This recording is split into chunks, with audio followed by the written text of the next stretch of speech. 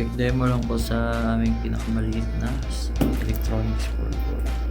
So this is 16 by 32 cm. Tapos ang control niya is via Bluetooth.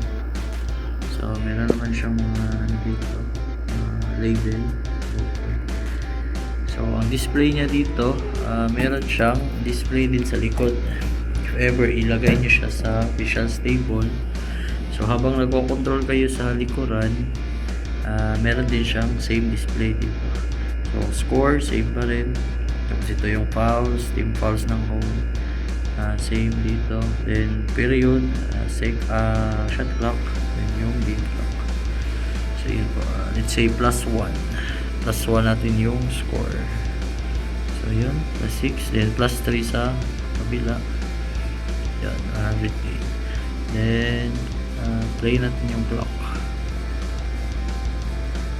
So yun po, same din siya dito sa unahan.